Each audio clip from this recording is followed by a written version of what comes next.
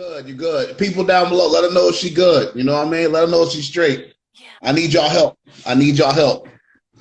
Give me a thumbs up if she's straight. She look good on my end. You know what I mean? Yeah. So I just got done working out. I'm at my brother's house. Okay. So I'm like really sweaty and I realize I smell really bad. And that organic, antiperspirant and stuff does not work. And it makes you smell worse than like you should. You're using organic. So talk to me about this. What are you using?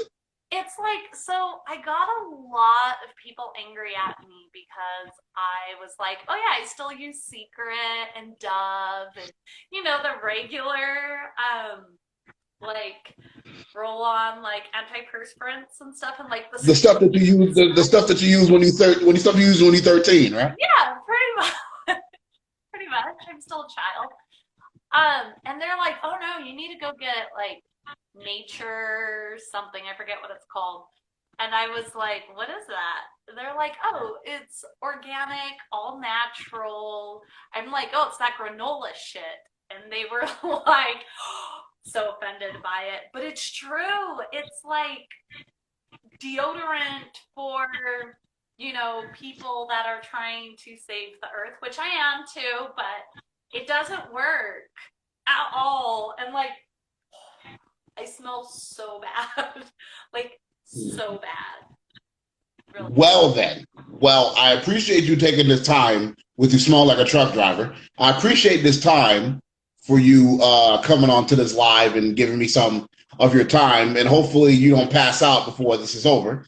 So we're on your own merit, so we're able to get this nice interview done. So before we get into anything, and I just want to ask you how you've been. How's everything been? How you been quarantining? How's everything been going?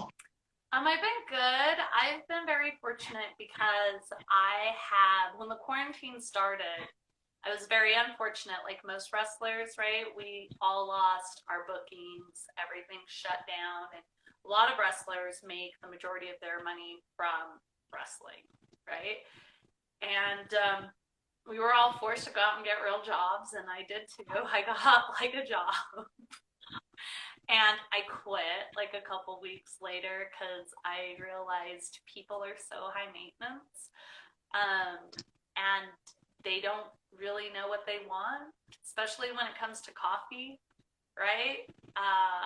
Like this lady made me so I worked at a coffee place. I worked at Starbucks. I'll just say it. I don't care. I worked at Starbucks and I went in for my interview. They asked me in the middle of my interview if I wanted to be a store manager. And I was like, no, I just want to be a barista. Like, I just want to work 4 hours a day and get like, free coffee. Because I love coffee. And they were like, well, no, like, we like the way you talk. And, you're really, you're a great problem solver. And I was like, from what? Yeah, Talking to me? So anyways, I was like, fine, whatever. How much do they get paid? And they gave me this big long list of stuff. And I was like, wow, that's actually great. And then I started dealing with people. And I was like, oh, no. What did I sign up for? Like, everybody's feelings are always hurt. And you did retail for sure. Retail for sure, yes. And like, I think just the culture in that type of environment was, to me, I was just like, what is going on? And then I met a lot of people that worked there for a really long time, and they were telling me how they were going to leave and open up their own coffee shop because they didn't like the way that company treated transgender people. I'm just gonna say it. Like they were telling me right. Yeah, and I was like, what are you talking about? Like, they are advocates about it. They talk about it on social media. They're like open about it. And they're like, well, no, not really. And I was like, wow, like, it was a totally different insight. And then I had an issue with one girl when the Black Lives Matter movement came to a head, we were all having those marches and stuff. one of the girls that had been hired there for like, she'd been there for like 5-6 years. I was just like, you can't. And then the stores opened back up. I was like, hey, I need to talk to you.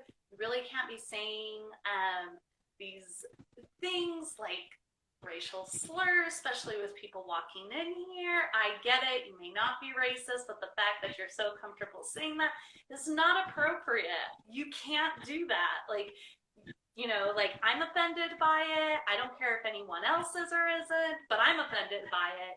And as your manager, I'm telling you, you can't do it. You got to stop. So then I called up another store manager and I was talking to her, and she was telling me, like, oh yeah, that girl's been there forever. They will not fire her.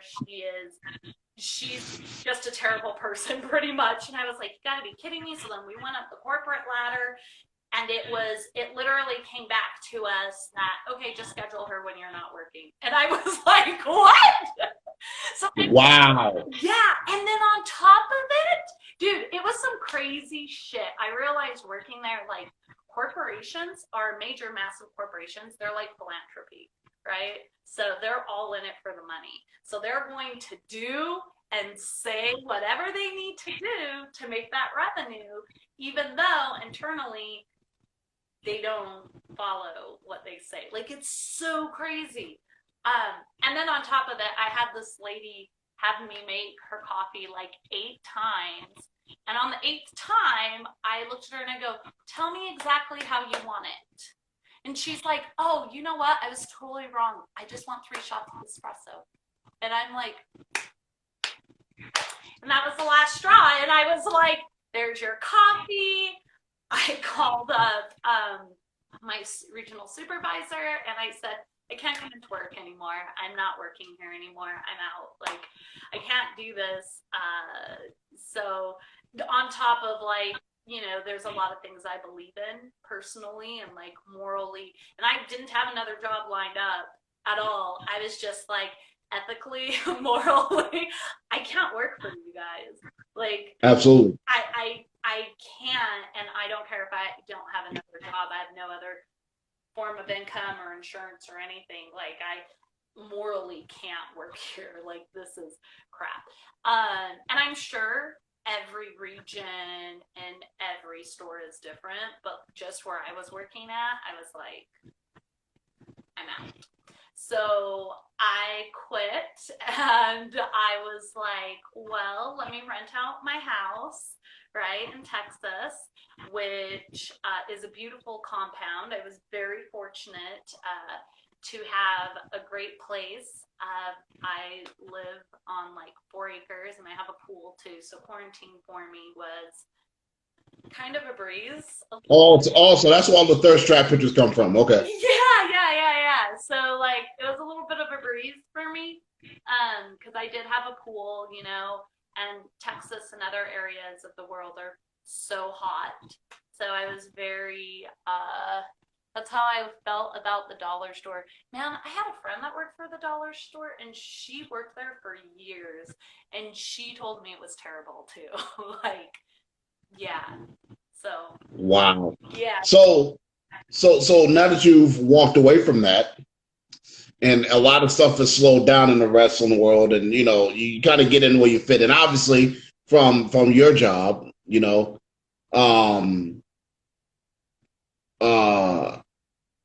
you know, you've been able to stay busy with obviously your appearances and stuff like that.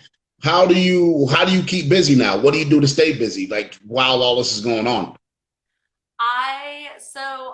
I do, before wrestling, I used to do like recruitment, contracting recruitment. And it's all like, you just do it at home. I used to have like a bricks and mortar office I would go into, but now I just do like contract jobs. So I'm on like a 4-month contract job, and I can choose to like renew it or not. And pretty much what I do is what like my old job used to be. Corporations will come to me and they'll say, hey, we're looking for these types of people, right? And they need to have this type of background, and I need you to find the best fit for us. And I'll say, okay. And I'll log on to my computer and I'll go and search different resumes that people have applied for the job, right? So I'll just view all their resumes and I'll read through them and I'll find the best applicants and then I'll do their first and second interview and I'll submit it to them and then they'll go in for a third interview at that job. So I've been doing that. And then I've also been contracted to be an administrative assistant, which I did that for a long time. It's pretty much a fancy name for a glorified babysitter for a CEO. So it's it's a lot of fun. And now I'm traveling because I did rent out my house, and I have like one of my brothers lives in Vegas. My other brother, he lives in Utah, but in North Utah, but it's really weird because he's kind of a nomad too. He has a house in Atlanta, he has one in California, he has one in New Jersey. Like he travels everywhere. So his lease is up in Utah. He didn't buy a house here; he just rented one. And so he's kind of like, oh, I don't know what I'm gonna do. Maybe I'll just join you on your road trip, and we'll just like travel the US. And I'm like, oh, that'll be great because now we can drive and I can get my work done while you drive. Right, right. Yeah, I can see a lot more places. So like I went to Yellowstone and I came back. And then I have family in Montana too, in Bozeman, Montana. I don't know if people know where that is. It's not by Helena at all. It's near North Yellowstone, and Billings, if people know where Billings is. I don't know. Some people don't. Flip Gordon does because he lives in Montana. So, and he thought it was weird. He was like, how do you know Bozeman? I'm like, I have family there. So one, glad that you're healthy, glad that everything has been going good for you during this time, because a lot of people have lost their way, so the fact that you're still happy, still energetic with everything going on says a lot, and that's a great thing. Let me ask you this though, because me and you are kind of like we have the same parallel, and this is why when we first linked up, we first had a long conversation about things that will remain private. I connected with you in a different way because, I was like, she thinks a lot the way I think. And we have a lot of the same parallels. We both are been entertainers that has been on the grind a long time. You know what I mean? And, both are nomads, both have families, both are kind of like travelers. Like I said, I'm the same exact way. I'm always on the move and on the go. And, I wanted to ask you this. You being in the game a long time, you putting in work for a long time to try to get to your goal of reaching your dream, wherever your ending goal is in wrestling, right? Tell me, how do you stay motivated, even when you might see people that might have been doing what you do for 3 years make it, or 5 years, or somebody like yourself who's been a decade plus in this, putting in work, putting in the time. And how do you stay motivated to stay going after your goals, even when you might see other people make it and you just want your time? How do you stay motivated? It's hard. I'm just like everyone else. Like I have days that I have lows, right? And it's hard, especially being in the entertainment business where there's always somebody younger than you, prettier than you, willing to do whatever it takes that maybe you're not willing to do. There's always that. And that's in any entertainment business, right? So it's hard. It's really hard. It's mentally and emotionally draining. And some days I don't want to do it and I don't have the mental energy to do it, but I know I have to do it. I think it's just muscle memory, right? I could be crying and then as soon as my music hits, I am like totally different professional mode. No one would ever know. It's like night and day, right? Now it's just muscle memory, but it's hard. I just have to keep reminding myself that, at the end of the day, I'm a person. I have feelings and emotions like everyone else, and I can only do so much. Like, I can only do what I can do, and if that isn't enough for other people, I have to realize that it needs to be enough for me, or I have to get out of the game. Because if it's not enough for you, you'll go crazy and you'll break down. And I've had my days where I've broken down too. But I have this drive that was instilled in me from my mom. Like, I don't have a good answer for that question because, like, right. I have downs, and every time I get down, or else I get down on myself, and it's fine. Everyone recovers differently, right, from their lows and their downs. But I always think, like, of my mom, and, like, she's such an inspiration to me, and I'm like, you have no excuse. So you have to do and finish what your goal is. Like, even crying with no legs, like, dragging yourself. My mom came to America not speaking English, not knowing anyone, with 4 kids and her mom, and she's a doctor now. So I legit have no excuse. I have no reason not to achieve my goals. Like, people disliking me in the business, me not liking, a storyline, me not whatever it is, I just have to stay professional and do, like, what I want to do to achieve my goal.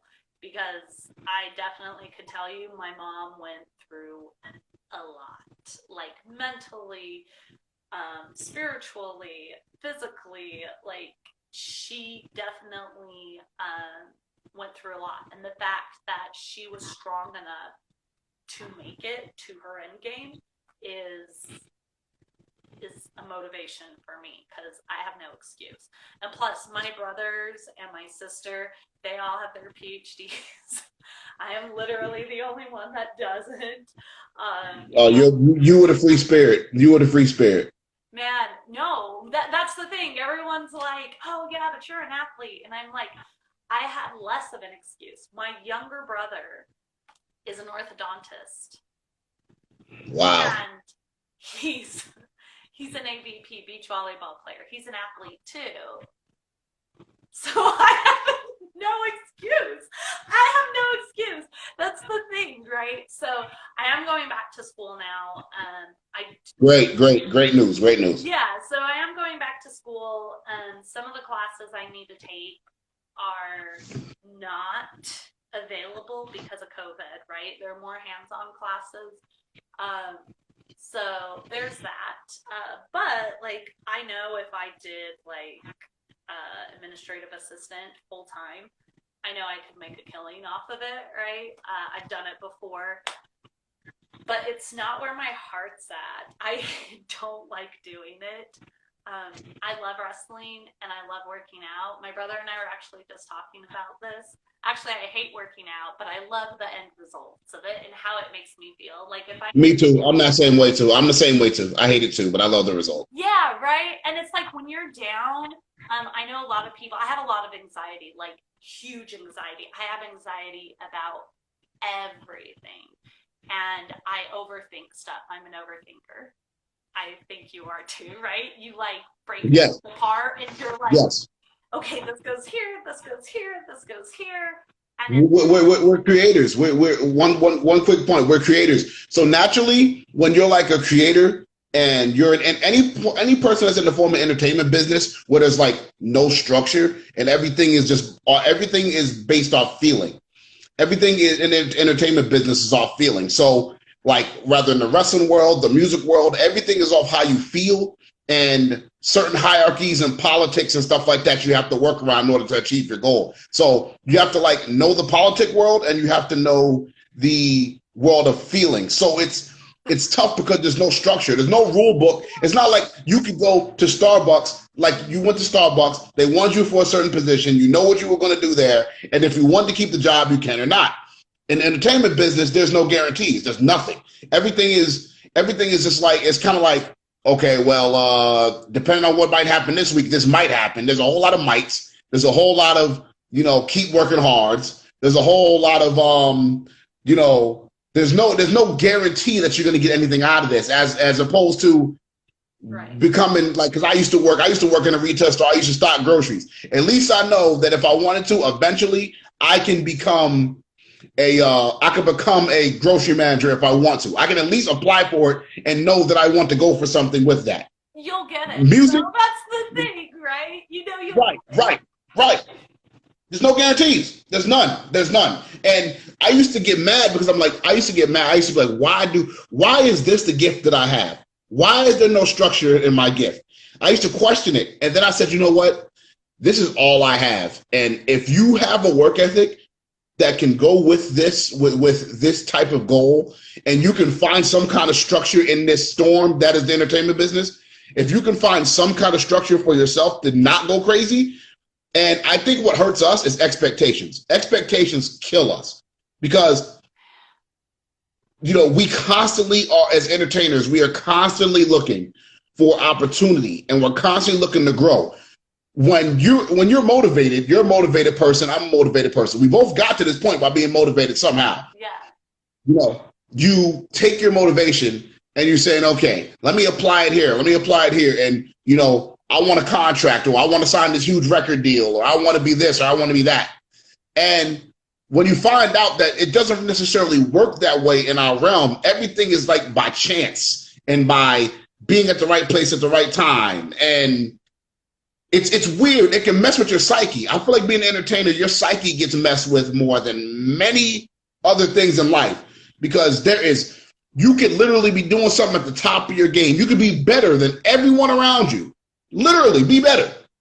And they'll tell you you're better than everybody else and still not have the opportunity. Yeah, I think also, like, you were dead on when you said it, politics, right? So I have things that work against me in politics, especially in the entertainment world. I am very used to the business world, like not entertainment business, right? But regular business. And I'm used to things working a certain way in business, right? So you have certain credentials, or you've been in the game longer, or you've, you're just better qualified for the position. You get it in the business world. And in entertainment politics, it doesn't work that way, right? So I have this aspect of it where that is where my mind is. I don't have entertainment mentality, business mentality, right? I have regular business industry mentality. But then I have another thing. I am a foreigner. Like, I'm a legit foreigner. I was raised as my culture is very different than American culture. Like, and people say, oh no, it's so the same. It's not, honey. Let me tell you something. I am so used to seeing people walk around naked. It's like the same. It doesn't even faze me anymore. People are like, oh my gosh, you see that girl? She's topless sunbathing. And I'm like, oh really? Where? Like, I don't even notice stuff anymore. Like, we were raised very differently than most people in America and other cultures, right? We're very like open to everything. Like, I had a best friend that came out to my mom, being gay, and he was like crying, and she was like, oh my gosh, what happened? Did she get like sexually assaulted? And he's like, no, I'm gay. And she was like, oh, congratulations. Like, she was like, oh, okay, why are you crying? And he's like, because I was afraid to tell you. And she's like, why? Like, she didn't understand either, right? And he had explained to her, well, if my parents find out. So he came and lived with us for a while, right? It's like, to us, I thought that was just normal. I mean, it is normal, right? Other people are like, oh, that's not normal. I'm like, I don't understand where your mentality runs with certain things. Because Right. Yeah. So, like, my culture is different. So I have that. So there's two things, right?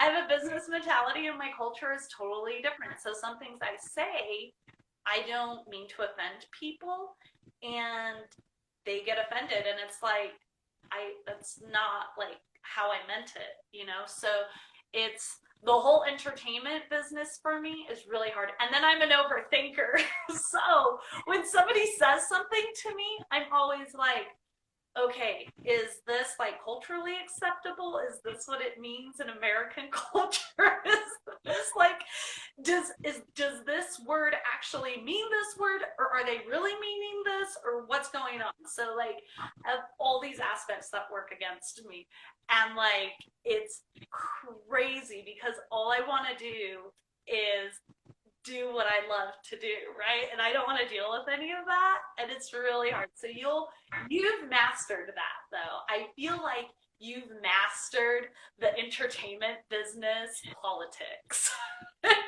It's so hard for me. So you got to teach me your secret. Like, is there a book that you're writing about this, how to master the entertainment politics? Because if there is, sign me up, honey. I'll pay you. I'll give you $50 per book. Like, I want to learn. Well, listen, I'll give you one nugget here on one thing, and this is what I'll give. Obviously, you know, this is a good conversation, and for anyone who's listening now, if you're in the entertainment business or anything in life, I'll give you one thing that I learning how to deal with the entertainment business part of the world and what we live in.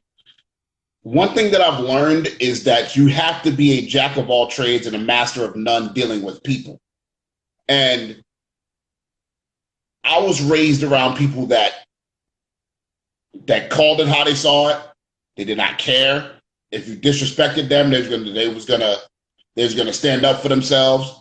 They kept it 100 at all times. That's the people that I grew up around. And in the business community, people hate that. People and entertainment business world, it's such a game built on ego that it's so hard for people to, you know, to sit back and really, really understand what they are actually doing, because you got to think. I'm gonna just keep it a spade here. I'm gonna keep it 100% facts here. A lot of us as entertainers, we were the secluded people. We were the people that weren't around everyone in the classroom. We were the ones that either focused on our work, and we were the social anxiety guys and girls. We were the ones that wasn't the most popular in class. We were the ones that, you know, we knew how to get along with people. Like we were the person where everybody in high school knew us, but they didn't know us. They knew who we were, but they didn't know us. A lot of us are like that. So, and a lot of them, and some people come from even worse backgrounds where nobody knew them. Like, and don't say you were a wrestling fan. You were totally outcasted then. If you watch wrestling, oh my God, it was even worse. So then you become an adult. You grow into your body. You start looking good. You start getting in shape. You start, you know, I start making music. I start getting a little muscle. I start, you know, feeling myself a little bit. You know what I mean? I start feeling myself a little bit. I start having a whole bunch of kids. and then you have to constantly check yourself, right? So what happens is, so that's why you got a bunch of kids, because you're looking real good. Yeah, I was wilding in my early 20s. I was tripping. I'm not even gonna hold you. I was wilding. I was tripping. So what happens is a lot of entertainers, they start to feel themselves a little bit because they never had that attention and they never had that type of power that they had when they were younger. They never, you know, the high school jock had that when he was 15, 16. He was the man in high school. He knew what it was like. So by the time he's 30, he's good. He's like, I'm done with that. I was the dude. I already had that time. A lot of us are late bloomers. A lot of wrestlers, rappers, a lot of us are late bloomers. A lot of us are. So we don't start getting into our bag, like they say, our swagger and our feeling ourselves till we in our late 20s, early 30s. So when that happens, you start feeling it. And some people don't know how to handle success. Some people don't know how to handle it. And that's why I think we deal with so much. That's why I started to become a jack of all trades and a master of none with this business, because now I can spot on. I can say, okay, that person's definitely insecure. That's why that person acts that way. So I'm just going to navigate through the road and deal with that person. I started dealing with people in the entertainment business that I started feeling like, okay, I can have a good friendship with, and that I'm cool with, that I'm tight with, I can be friends with. You know what I mean? That's why me and you talk. We crack jokes all the time. You cool. You fan. So we crack jokes, we talk all the time. And I learned how to maneuver through it. But a lot of these people are late bloomers. So they treat people bad. You know what I mean? They can treat people bad. They can, object their fears and their insecurities and their overthinking onto you. And you, being a person that was raised with some sense, you ain't going to take that. You ain't going to accept it. You'll be like, what are you doing? You know what I mean? Like, what are you talking about? Like you ain't going to talk to me this way. But then this person might be a person of power. This person might be a person of status. So if you take up for yourself, it's a problem. If you just accept it, word gets around, you just accept anything just to get known. So you can't win either way. So the thing that I learned was just to say, it's whatever.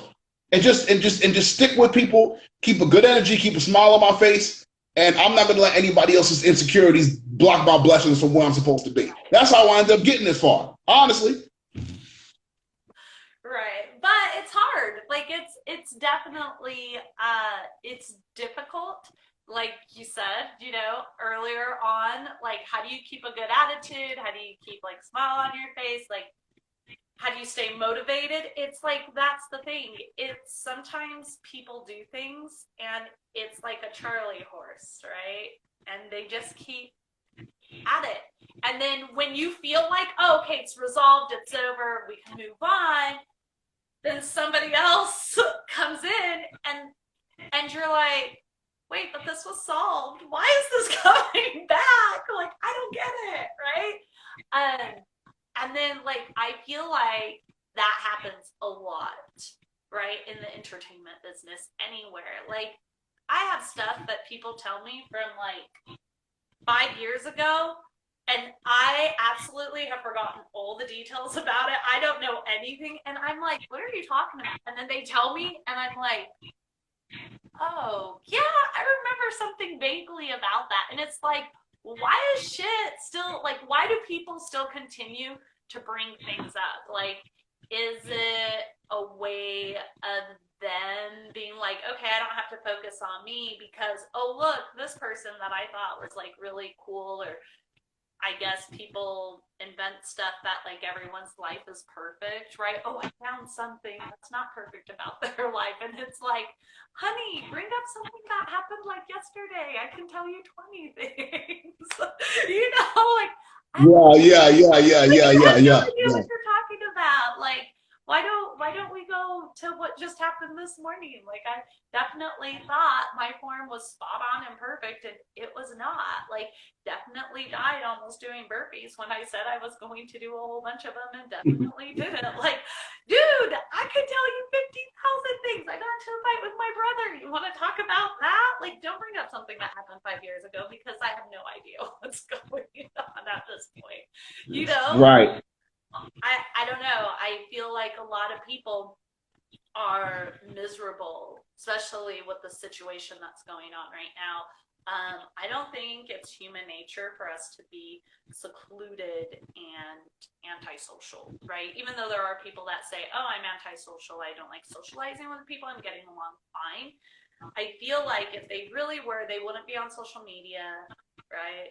They wouldn't be reaching out to friends or talking to friends, because I don't believe human nature is to be antisocial, right? So I feel that if you're antisocial, I'm sure you still enjoy going for walks in the park with people passing you by, just knowing there's other humans around, you don't have to talk to them, but there's other people around. So I feel like people get, very depressed. And even people that are not clinically depressed or have ever been diagnosed with any mental illness or anything like that, I feel like everyone falls into this category, especially with quarantine and stuff, and they just look for anything to make themselves feel better. How do you feel about that? Absolutely. I think that's a key point. I want to further talk about that. I think quarantine has made people really sit down and really, really analyze who they are. I think a lot of times as entertainers or as people, when something happens, like it's a pandemic, and we have to really sit down and really do a lot of self-analyzing. These past 4 or 5 months, people have really had to sit down for the first time in their life and really, really start to look in the mirror. Like, I had to do some time, like, throw Teasy out the window. I had to look at who Antoine was. Like, okay, who am I outside of rapping? And who am I outside of wrestling? Who am I outside of this? When I'm with my kids and I turn off my phone and I'm not dealing with this, who is that person? You know what I mean? Who is Antoine? And a long time ago, I separated the two things. I separated the two people a long time ago. So I've been able to sit back and really do a lot of self-analyzing, and I've already been doing it, but now it's been at a more of an extreme rate. And I think that this quarantine has really forced people to really sit down and really think like, okay, bro, you are forced not to go to work. You have to go home. You have to actually talk to your wife. You actually have to, you actually have to deal with your 3 kids. You have to help them with their homework. You have to virtual school, however, you have to do that. You have to actually know who your wife is. You know what I mean? Outside of whatever y'all do when you see each other at night, and then the next day you're at work, and then you work 12 hours a day. You go into work 8 o'clock. You come home at 6 or 7. The dinner's ready. You talk to your wife. Hey, hi, everything. All 3 kids are in separate rooms doing their own thing. You might come in. Hey, how you guys doing? How's your day? Oh, how you doing? And then you don't even know your kids. So time passes, and now you actually have to sit home, and you're like, well, I'm furloughed. I got released. I'm home. I ain't got nothing to do. No, now I got to sit home and really get to know my family. I really got to know myself. And I think that's what, especially in the entertainment business, I'm glad this is happening, because a lot is being shown about people, good, bad, or indifferent. But it's showing that all of us are human. And, you shouldn't, it is shown that you should not idolize people. You should respect people. You can be thank you, man. So love for the shirt. Yeah, man. Martin Lawrence, you already know. You should feel, inspired by people, but you should not like idolize folks. You know what I mean? I never believed in that. And I think that's why I can sit in the same room with certain people and just look at them for who they are, because that's how they want to be looked at. And during this time, it's really, really shown that it's an even playing field with everyone now. It's really an even playing field. All entertainers, all fans, folks, we are all in the same boat now. We're all the same. And, the hierarchy and the status and all that is dropped down now. Now it's like, okay, we're all human beings and we're trying to survive at this point. People, there's a lot of people with bad health out here due to this COVID. So now we have to really, really, really, really stick together. Let me ask you this on a lighter note. Let's switch the subject. Musically, who you listen to music-wise? Musically, what is... Oh my God. Okay. Who you listen to? Man, so you and I talk via Instagram, right? We'll go back and forth every once in a while. But I listen to everything, which I've told you this before. But so when I left Texas and started this road trip, I packed my vinyl player, which is an all-in-one. It's a really expensive one. So the handle on it isn't super heavy. It isn't going to scratch my older vinyls that I have.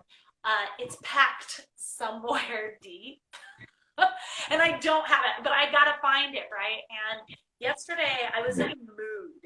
I was in a mood, and I wanted to listen to some vinyls, and I went out and this record store here, bought 2 vinyls, Amy Winehouse, Back to Black. I don't know, obviously you know who she is. I don't even know why I said that. Right. I'm sorry, I don't know why I said that. But I got in this mood and I was like, oh man. And I also bought Bobby Womack. I love him, absolutely love him. What you know about Bobby Womack? I know a little. I don't know too much, but I know a little. So anyways, when what songs you know by him? What songs you know by him? I don't know, but I can look it up. That was. I'll take that. At least, hey, listen. You went and you bought it and you're playing it. That's all I need. That's all I need to know. So that's good enough for me. But that's good enough for me. Oh no, that's gonna blow your mind. So then I was talking to my dad, and I was right. Parents' basement. And so I'll give people background here. So my dad is not my biological father, but he is the only dad I know. My mom, after she graduated, she was in the hospital, and he was one of her patients. And that's how they met. But he literally... So he was spitting game for a while. Oh, okay. I see you, bro. Yeah. I see you, Pop. I see you, Pop. Yeah, so he literally didn't take us in financially, right? Because my mom was a doctor already by that time. But, like, he emotionally took in a woman that not only was a foreigner, but had 4 kids and her mother living with him, right? So, with her. So, like, he was like, okay, and this was a single bachelor life guy, had never been married, never had kids, nothing. And he went from the bachelor life to immediate startup family. So he's my dad. He was originally born in Chicago. That's why I'm a Cubs fan, a Bears fan. He's funny. Cubs are cool. Yeah, he's funny because there's a lot of stuff I still don't know about him. So I was in the basement and I was rummaging around, and he comes down. He's like, "What are you doing?" And I'm like, "I know you have an old record player here." And he goes, "Well, I have a turntable and 2 speakers." He's like, "It's not a fully enclosed one." I'm all, "That's fine. Let's find it." And we couldn't find the turntable, but we found the speakers. And then I found a box of vinyls, and he had an old ass Bobby Womack vinyl. And I was like, what? And he's like, "Oh, you can't touch that. It's a collector's item." I'm like, "Oh, okay."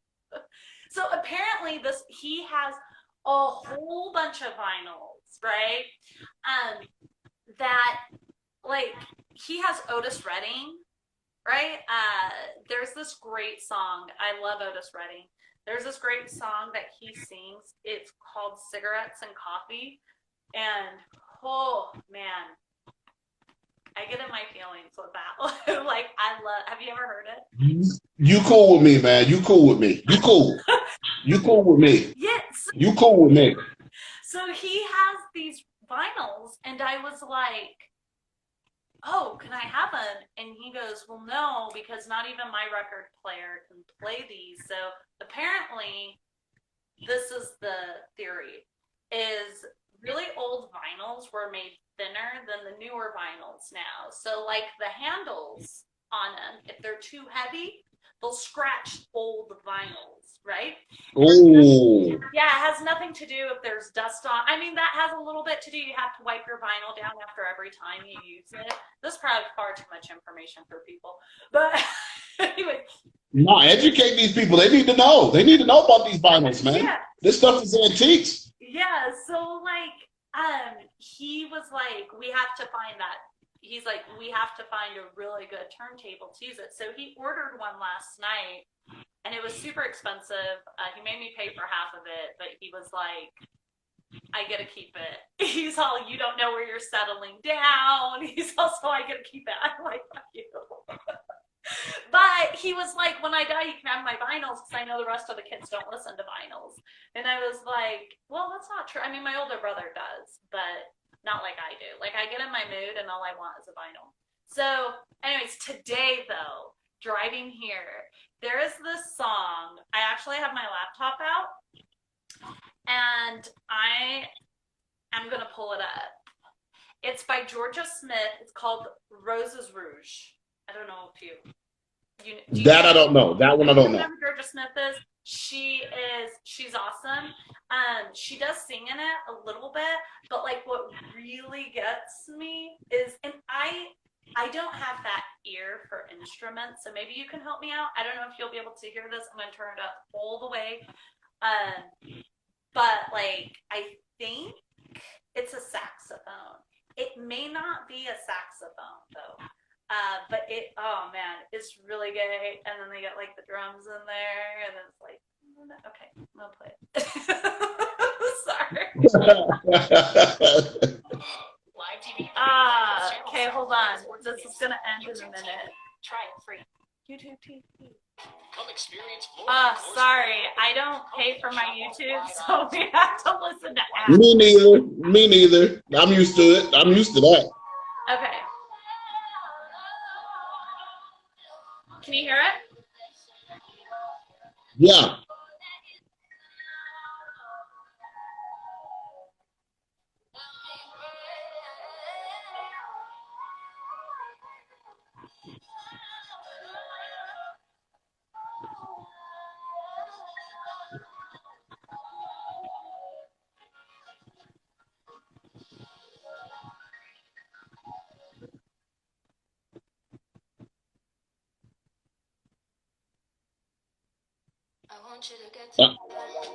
There we go. Okay.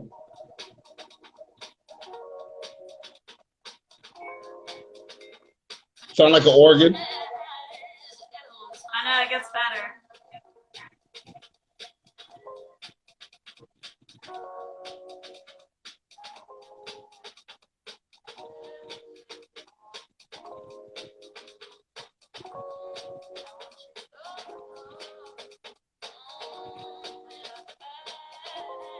This is the kind of music I listen to.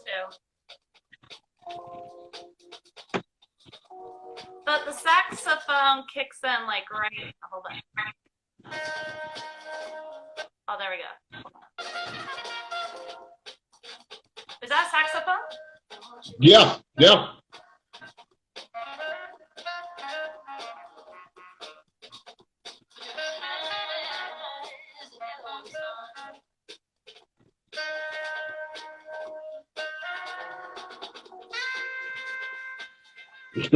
Sound like that. I ain't gonna say that. Hey, listen.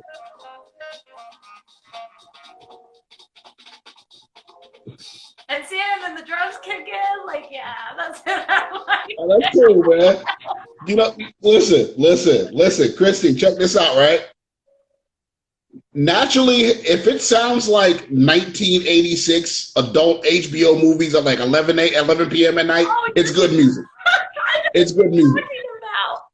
It's good music. If it's that kind of, if it's the HBO, I ain't supposed to be watching this type music, it's good music, man. Man, I don't know. I heard this and I was like, yes, man. Like, I like this, right? So I also grew up going to like jazz festivals, a bunch of different festivals. Even though we're from Brazil, like my mom loves Janis Joplin. Like, she's not granola. That's not my mom. She's very like, but she just loves music, right? We're Brazilian. We like, we're all about the party. Like, we're about community, people, coming together, food. We love food. I love food. We're all about that, right? We're all about just good times and music. Like, we believe music drives your soul. And like, another great thing is whenever I like get in my moods, I work out, I don't eat, but I do, I like used to drink, and then like I'd wake up at 3 o'clock in the morning and I'd be like, oh man, I'm wide awake, and then I'd go work out at 3-4 o'clock in the morning. So actually I haven't been drinking in a while. So I'm like, no alcohol. That's good. Yeah, because it's like been keeping me up. So it's been a minute since I've been drinking. And like music. So yeah, I bought this record player yesterday. It was really cheap. But I could play like, it was a brand new Amy Winehouse LP. So like, it wasn't going to scratch it or anything. So I literally got in my mood, turned it on, grabbed some of my other newer records that kind of fall in that category. Some jazzy bluesy ones, and some like indie folk, like what's her name? Ani DiFranco. Do you know who she is? Yeah, I know that is. Okay. So Ani DiFranco, right? I like, and that's all I did. I like blasted it, and I some Teasy. Some Teasy's always good too. Right. Yeah, I just laid on the ground. I don't know if people know this. If you listen to music, you probably do. You lay on the ground and like your player or your speakers are on the ground, if you lay there, you get like the vibration of the music. And so like I'm a very like that to me, I don't like to be touched a lot. You and I have talked about this. I don't like Yes. Yeah, I don't like to Guys, listen, let me just say this. If you guys catch our conversations out of Instagram Live and like the conversations we have had, that is money. Because we talk about relationships and men and women, and those are the money conversations. Look, you got to get a Patreon to hear that conversation, because that is a true conversation. I can't talk about it on here, but God, those conversations be hilarious. Right. Those are good conversations. Yeah. So because I don't like to be touched, I will lay on the ground, but I do like that feeling, right? Like I like the way you feel when somebody touches you, but anyway, it's a long story. Anyways, if you lay on the ground, you can feel the vibrations. You can feel the vibrations, and it's like you don't feel alone. I hate saying I don't know how else to describe it, right? So whenever you feel alone, just lay on the ground, turn on the radio, like put your speakers on the ground, and you'll feel that vibration. And literally, you'll never feel alone. Like, and close your eyes, and there you go. You don't even need to be high. Like, do it. Well, listen, guys. Listen. Everybody's watching this right now. You know, if you know, she's giving you the game plan right now, guys. So shoot your shot. You know what I mean? Because she's like, she's my friend Christi is, I would say this.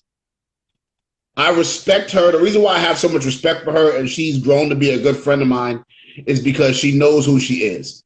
And that is something that, you know, at least if she doesn't have it figured all the way out, she at least understands what she likes and doesn't like with, you know, other people or herself. As you said, with the business, music, anything like that. You know what I mean? So sometimes that can rub people the wrong way. You know what I mean? Sometimes it can. It always sometimes does. When you're secure of who you are, people are intimidated by it because you're like, well, oh, you have an answer for everything. Not really. I just, you know, this is just how I feel about it. I don't know everything, but I know what I know, and I know what I know. Right. Bingo. I don't know everything, and I might be wrong, and I'll admit if I'm wrong, but it's just how I feel about it. Because I want to learn. Right. I want to better myself, right? So. Absolutely. So another question that I have for you, right? Yeah. What is something that you do not like about yourself that you want to work on? What is something when you say about yourself, like, man, about me, I really don't like this. What is it that you really want to work on? What is that? I'm lazy.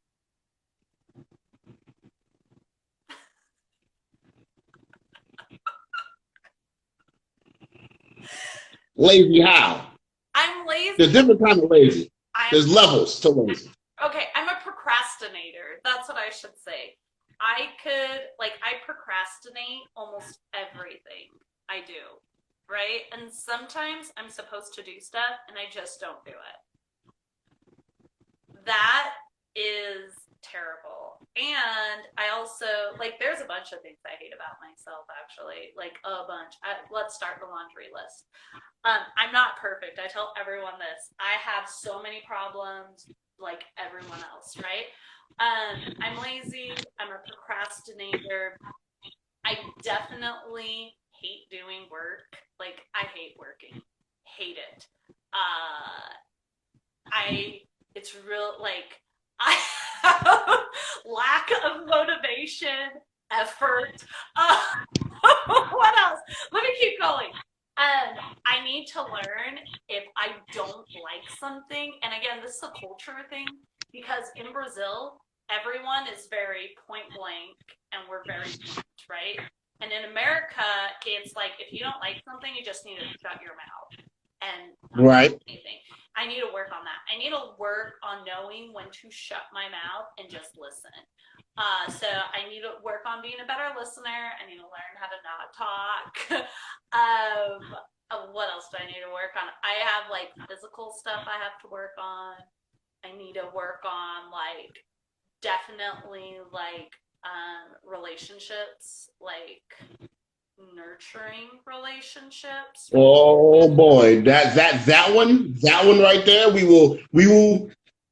How can I say this? How I want to be able to have people understand what we talk about, but do it in a way to where it's acceptable to the IG Live protocol. So one day we will have that conversation with the people that what we speak about outside of Instagram. I feel like and I pay for that. They have to pay for that conversation. That conversation, I'm sorry, guys, that conversation is so good to what we talk about because we don't agree. So it is, we agree, but we don't agree. It's a weird thing. I see her point, but I'm wired as a man, so I'm going to feel the way I feel, and she's wired as a woman. But I don't think but it's not that. I think it's not really that. Right. You just think different. People Yeah. I don't think it even, I mean, maybe a little bit has to do with like the male and female thing, but I also feel like it's just you're wired differently than I am. So like we're, and you've had different experiences than I've had. And so, and you're more entertainment politicky than I am. or I even care to be. Actually, I had this, so Jerry and I were talking, and he was like, look, I have, what did he say? He said, I have, what were we talking? We were talking about stuff I need to work on, right? And he goes, all right, I have a goal for you, and you need to learn how to be better at politicking the entertainment business. And I went, I shouldn't have to politic. No one should have to politic. And he goes, you and I think the same way, baby. He's like, I had to learn how to politic. Like, he goes, there comes a point where your skill doesn't matter and all matters is politicking. And he's like, you need to learn how to do that. I'm like, damn, because I suck at it, right? So I'm just like, great. So that's one of my things I have to work on is politics. I mean, look, people. Let's open up Pandora's box on this, on what this actually is, because on what politicking is. And people ask me all the time, like, how did you get this far? And you're not in a contract. You just make theme songs. Trust me, I get these conversations all the time, right? It's making yourself available to what needs to be done without necessarily having to give up who you are and what you need to do. Sometimes politicking is doing something you don't like, but it's not without your moral code. You ain't gotta do nothing crazy, but sometimes you might do something. Sometimes you might have to do something that, or a favor for someone in a way, nothing crazy. But let's say you have to go out there and wrestle a certain match, or you do something for someone that helps the situation. You know what I mean? Be less selfish. And it helps you with the victory. You know what I mean? So hold on 1 second. There's 10 seconds left. We have 10 seconds left. We're gonna go right back on live, okay? Oh, okay. Okay, we're gonna go right back on. So I'm gonna go right back on live, okay? Okay. Back. So as we were, so it's, maybe doing something for someone that, you might not, it's not like you don't necessarily agree with it or it's a bad thing, but you might have to, take time, do something that is within yourself. Or people always think it's something extreme in politicking. It's not always extreme. Sometimes politicking is looking out for someone else in this situation that can help you later. It's putting money in the bank sometimes to help yourself later, or it might be suggesting something for someone else that can help you in the long run. It's politicking sometimes by giving unto others so you get yours back, or it's selling yourself for a situation, saying, hey, I could do this, I could do that, but if it doesn't work, you know what I mean, then I'm cool with this. It's politicking. It's politicking in a way to where you're not giving up who you are, but it's being willing to look outside of yourself. You get what I'm saying? Yeah, but I feel like sometimes it's more than that. Well, So your experiences are probably way different than mine. You're a you're a you're a good looking woman, so I'm pretty sure I'm pretty sure whatever Pandora's box people think or whatever they want to say or think it is, I'm pretty sure it's different. But I'm just speaking from my sense as a black man in the entertainment business. I don't know how it is for you though, but I'm pretty sure it's different. yeah, I again, as a woman, I don't know how to politic, apparently. So, and sometimes maybe I do know how to politic, but I am just fit that mold, right? So, you know what I'm saying? So it doesn't fit.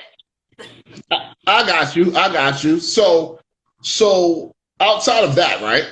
So let's go now to, future things. Like what is something that during this quarantine time, have you picked up any hobbies? What is something that you're pushing to do now that you might not have done before? What is something that you're working on? What is a goal that you're working on? Tell me something that you're doing now during this time. What is like, have you written down 5 to 10 goals of something you want to do in life?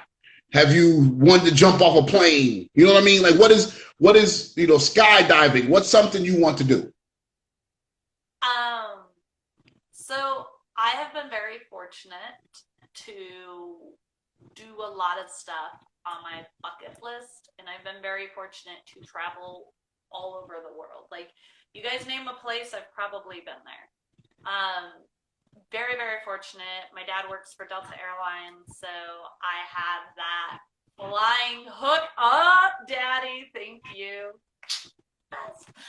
So I've been very fortunate to travel, and I think it's important for people to see other cultures in their environment. Just not, oh yeah, like I went to this, whatever Chinese New Year downtown in Chinatown or whatever. It's like the culture is different actually going to China and being immersed in it and stuff. My brother actually lived in China for 2 years. So like it was really, really cool to be able to be like a local and like walk around and stay like where they stay and actually go eat at restaurants where they eat at. A lot of them eat in, they don't eat out. And they eat a lot of street food. I love it. I love street food. Street food? Yeah, do you know what street food is? Like trucks, like food trucks and stuff. Oh, like oh. Yeah, but like in China and India and in like Brazil and Mexico, they'll have carts, or they'll just have like a barbecuer, and they'll just be, with a little cooler, and they just like cook shit up. Oh yeah, that'd be hitting. That food be hitting. That food be hitting. Sometimes it hits in both ends, but it's very well worth it. Gotta find the nearest bathroom stall, right? Dude, for real. You just never know. You never know. Like some of that food is like really high in sodium and it's really good, but you really pay for it at the end. You really do though. Sometimes you do, but the experience of you eating it and that taste, that 10 minutes is extremely, is extremely worth it. And then you go back for more. Absolutely. You always go back. It's always like they say, the food that isn't meant for you is always the best, right? Right, exactly. So I've been very fortunate to do that. I have gone skydiving a lot. I have a cousin that owns Skydiving San Diego. It's in San Diego, California. So I've done that. The only thing I haven't done is like scuba diving and snorkeling because I'm afraid of water. I'm afraid of heights. And I'm afraid of dying. So You're afraid of dying? Yes, it would Well, if you go peacefully in your sleep, how would you know that? No, I feel like no one really dies peacefully in their sleep because they stop breathing. And I feel like it would translate mentally in your brain in your dream. So, haven't you ever had a dream where you're like falling from a high place and then you wake up and you're like, oh my God. Thank you, bro. Thank you, J-Rod. How you skydive and you're afraid of heights? My guy said that. Thank you, bro. You know what I mean? How you... This is how. So you can't skydive on your own unless you're certified. So I was strapped on to my cousin and he just jumped out. That's how you skydive if you're afraid of heights. Lord, I tell you, people, Christy and me is like the never-ending podcast show of just contrast lives. Like we're just like contrast lives. I'm like the city boy from New York that like rapper urban life, and then Christy is just like from Brazil, Texas, just yeah, I don't like this, but I'll do it, and I don't politic very well. It's whatever, I don't care. Like it's just what a life, what a life, and we have a dynamic of future episodes with this that is very hilarious. And for anybody, if you guys want us to start, we will do this Patreon of this relationship talk that we have had, that we talked about literally for an hour, going back and forth about life. And it was, and when we have these conversations, it is very candid. You guys let me know if you guys want us to do this, and I will talk to her about it, and we will make this happen, because this is entertaining. This is extremely entertaining. And otherwise, I want to say that, one, I thank you for your time. I thank you for your time. We will definitely do this again. And this is just one of many conversations we're going to have. Well, I'll see what we can do to have that conversation that we've had personally before, and really talk about this. But in the chat, I want to make sure there's women and there's men, so that there's diverse opinions. Not just a whole bunch of dudes agreeing with me. I don't want that. You know what I mean? I want to learn from women as well. So, Brayden, let's make sure there's some women in the chat room, and we can break this down how it's supposed to be broken down. So, in closing, tell everybody what anything you have coming up. Obviously, there's probably not much going on, but anything you have, anything that you're doing, where they can follow you, things of that nature. Go ahead and plug anything you want to plug, like your new rap album that I'm making. Go ahead. I cannot sing, so I will not have any albums coming out. Rapping is not singing. Rapping is not singing. Thank you. It's just talking with style. Bingo. And I can't talk with style. I talk like I'm from California, the Valley Surfer Girl. So, like a dumbass. So, anyways, I did have a bunch of stuff going on, but everything had to be postponed. Now it's all happening in September. I am doing nothing. I am doing my Twitch. So you guys can join me on Christi Jaynes on Twitch, Christi Jaynes on Twitter, Instagram. It's very simple. It's just my first and last name. What you doing on Twitch? Dude, I found out, so I've lost so many workout videos trying to edit them for YouTube, that I found out just doing it on Twitch is so much easier, and it saves me the headache. Somebody actually told me I could get paid for that, and I have like 114 followers, and it's only my fourth time doing it, like third day doing it, and they're like, damn, who was it? Marty the Moth is like, wow, you have a ton of people, like male and female, that like watch you work out. I'm like, yeah, I mean, I'm a real person. I fail and then I succeed. I look back and see where I could make myself better, and I just do that. And he's like, you can make money, like Twitch will pay you to do this. He's like, you have enough followers that they will pay you. And I was like, oh, how do I do that? How do I sign? So I still haven't signed up for that, so I'm still not getting paid. I just do it because I like it. I do a lot of stuff because I like it. I even wrestle for free sometimes. People believe that. I do. I wrestle for free. Just because I love wrestling. And I don't care who I wrestle. I can have beef with the person or not have beef with the person and still wrestle them. I just love entertaining. I love professional wrestling because it brings in physicality, athleticism, and entertainment. And I think it's wonderful. Well, there it is. You know, we will have Sundays. What's today? Sunday, right? Today's Sunday? Yeah, today's Sunday. You told me it was Monday. It was like in Australia. Sundays will be, you know, every couple Sundays when we get time, when we do come back on here, this will be our day when we catch up on life and see what we'll do on the next conversation and bring up some pointed topics that I want to bring up next time. I just don't want to give the people everything now because there's levels, there's chapters to our conversations that we have. So I just want to give people the appetizer and the introduction on who you are, and then the next time we come on, we'll really break down some stuff that we really, really want to say.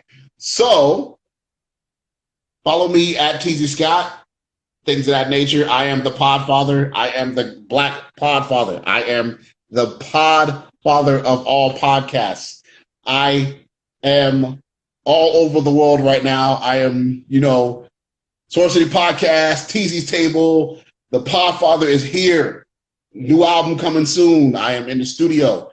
Things of that nature. I will get, here's this, guys. If you guys follow me, we will get the campaign to get Christi to rap a song. I will work on it. I am going to get Christi to rap something. It does not have to be something I wrote. It can be a famous rap song. It can be something she knows a lot of rap music. I will get her out of her shit. I will get her to rap a song. Something. Next time we're on, okay? Got me? I will get her to rap something. I know there's a rap song she knows by heart. Everybody knows a rap song by heart. One rap song. I don't care. It could be Bust a Move. It could be Sir Mix-a-Lot. I don't care. Everybody knows a rap song. So see, everybody in the comments wants me to do it. See, I told you. See, y'all got to trust me, but you got to follow me, though. You got to follow me, though. She got followers. I need followers. You know what I mean? She got followers. I need followers. You know what I mean? Hey, man, I work too hard. So, song? Hold on. Is Rap Fire a song? Rap Fire? Is Fire a song? It says she gonna rap fire. What's okay? Okay. Let me get you on the Bonics here. See, this is why. See, J-Rod. This is why we need more episodes. See how different we are.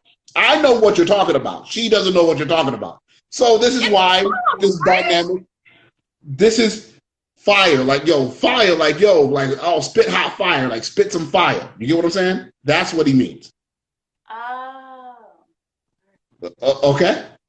I gotcha. Okay, let's save this for the next one. I don't want to give everything away. I'm gonna talk to her. We're gonna pick a rap song. I'm gonna convince her to do it, and you know, we're gonna do this. I'm motivated to do it. So once again, Teasy's Table. We will be back soon. Me and Christi will be back soon. All love. Take care of yourself. Growing older is mandatory, but growing up is optional. Take care, guys. Peace.